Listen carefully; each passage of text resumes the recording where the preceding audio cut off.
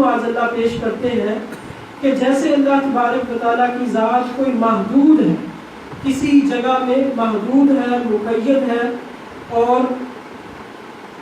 نامحدود نہیں ہے۔ مثال کے طور پر وہ کہتے ہیں الرحمن علی العرش استویٰ، کہ اللہ تبارک و تعالیٰ کی ذات جو ہے وہ عرش پر ہے، عرش کے اوپر کرسی، اور اللہ تبارک و تعالیٰ کی ذات یوں کرسی پر بیٹھی ہے جیسا کہ کوئی بادشاہ اپنی کرسی پر بیٹھتا ہے معاذ اللہ۔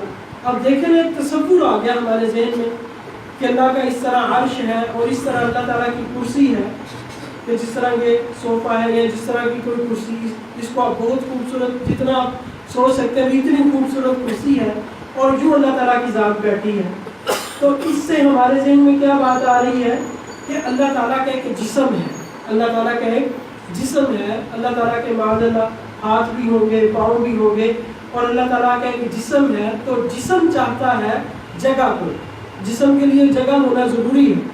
اب جس طرح میرا ایک جسم ہے، آپ کا جسم ہے، آپ کے لیے جگہ ضروری ہے۔ تو اللہ تعالیٰ کا جسم ہے، وہ جسم پھر کرسی پر ہے، کرسی بھی مجسم ہے، جسم والی ہے، اور وہ جسم کرسی کا جسم عرش پر، اور پھر تخت پر وہ بھی مجسم ہے، وہ بھی کہیں ہوگا، ٹھیک ہے نا۔ تو اب یہ تصور ذہن میں آ رہا ہے اللہ تعالیٰ کی ذات کے بارے میں، تو پھر آپ یقیناً کہیں کہ اللہ تعالیٰ کی ذات اس سے مابرا ہے۔ اللہ تعالیٰ، یہ اللہ تعالیٰ کی ذات نہیں ہے جو میرے اور آپ کے ذہن میں آ گئی ہے، جو میرے اور آپ کے ذہن میں آ گئی ہے، یا یہ کہنا کہ اللہ تعالیٰ کی ذات جو ہے وہ محدود عرش پر ہے، عرش پر ہی ہے، اللہ تعالیٰ کی ذات عرش پر ہی ہے۔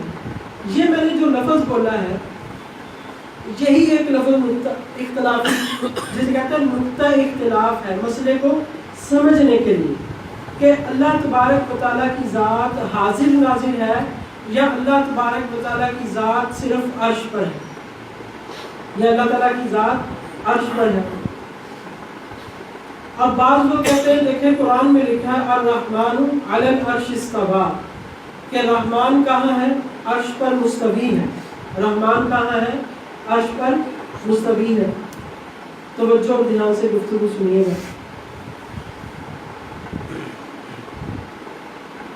اب ہم کہتے ہیں کہ یہ دیکھیں، یہ کہنا کہ اللہ عرش پر ہے یہ بات تو درست ہے، الرحمن علی العرش استویٰ، اللہ عرش پر ہے یہ بات تو درست ہے، لیکن یہ بات کہنا کہ اللہ عرش پر ہی ہے یہ بات درست نہیں ہے۔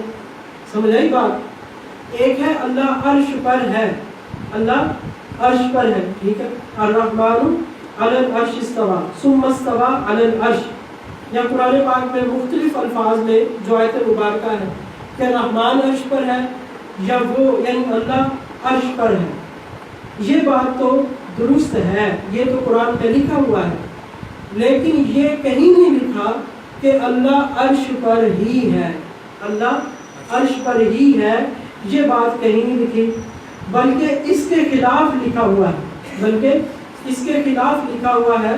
وہ میں قرآن پاک سے آپ کو انشاءاللہ کچھ آیات پڑھ کر سنا دوں گا، اس کا ترجمہ بھی انشاءاللہ عزیز بتاؤں گا۔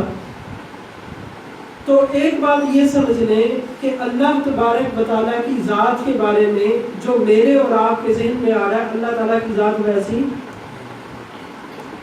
دوسری بات یہ ہے کہ یہ بات ہمارے دل میں کیوں پیدا ہوئی کہ اللہ عرش پر ہی ہے۔ اللہ کے لیے عرش کو مان لینا، مکان العرش، کہ اس کا مکان عرش ہے، وہ عرش پہ رہتا ہے، جس طرح ہمارے مکان ہوتے ہیں اپنے مکانوں میں رہتے ہیں، اسی طرح اللہ تعالیٰ کا مکان عرش ہے، وہ عرش پر رہتا ہے۔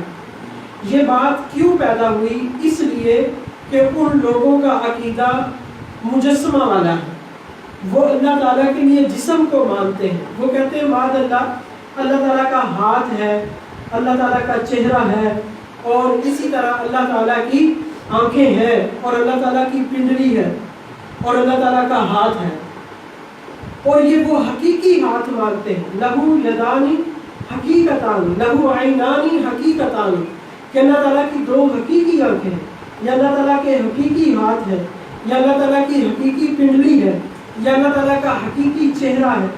بعض لوگ اس کے قائل ہیں. یاد رکھیں یہ اہل سنت کا عقیدہ نہیں ہے.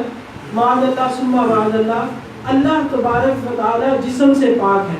اللہ تبارک و تعالیٰ جسم سے پاک ہے. اب دیکھیں جسم جو ہے وہ محتاج ہوتا ہے اعضاء کا. جسم کس کا محتاج ہوتا ہے؟ اعضاء کا. اور پھر اعضاء ایک دوسرے کے محتاج ہوتے ہیں. ہڈیاں ہوتی ہیں نا, ہڈیاں, پھر اس کو جوڑ چاہیے, جوڑ میں جڑنے کے لیے طاقت چاہیے. وہ ایک دوسرے کا جسم جو ہے وہ اعضاء کا محتاج ہوتا ہے. اگر اللہ تعالیٰ کو ہم یہ کہیں کہ اللہ کا جسم ہے اور وہ اعضاء کا محتاج ہے, تو گویا کہ ہم یہ کہہ رہے ہیں کہ اللہ تعالیٰ اپنی ذات میں ہی محتاج ہے. اللہ تعالیٰ اپنی ذات میں محتاج ہے, اور یہ یقیناً باطل عقیدہ ہے. یقیناً یہ باطل عقیدہ ہے. جو اپنی ذات میں ہی محتاج ہو وہ خدا نہیں ہے. تو آپ صلی اللہ تعالیٰ علیہ وسلم نے ارشاد فرمایا وَلَا تُخَالِطُهُ الظُّنُونَ, کہ ظنون, گمان اس کا احاطہ نہیں کر سکتے. اب کیونکہ یہ ہمارے گمان میں آیا اور ہم یہ سمجھے ہماری عقل میں آ گیا, تو یقینی بات یہ ہے کہ جو عقل میں آئے وہ اللہ کی ذات. اب پھر یہ ہوا کیسے, کس طرح عقل میں آ گیا؟ یہ عقل میں آیا ہے اصل میں کچھ آیات کی وجہ سے, کہ قرآن پاک میں ایسے الفاظ اللہ تبارک و تعالیٰ نے اپنی ذات کے لیے استعمال فرمائے جن کا اردو میں ترجمہ یہ بنتا ہے. جیسے وجہ اللہ قرآن پاک میں موجود ہے, اللہ کا چہرہ. اسی طرح قرآن پاک میں آتا ہے وَاصْنَعِ الْفُلْكَ بِأَعْيُنِنَا. نوح علیہ السلام کو فرمایا تھا کہ کشتی بنائیں ہماری آنکھوں کے سامنے. یَدُ اللَّهِ فَوْقَ أَيْدِيهِمْ, اللہ نے ہاتھ کا لفظ بھی اپنے لیے استعمال فرمایا, آنکھ کا بھی. یوم یکشف عن ساق, کہ جس دن اللہ پنڈلی سے پردہ اٹھائیں گے. پنڈلی کا بھی لفظ آ گیا, ٹھیک ہے, ہاتھ کا بھی لفظ آ گیا, چہرے کا بھی لفظ آ گیا.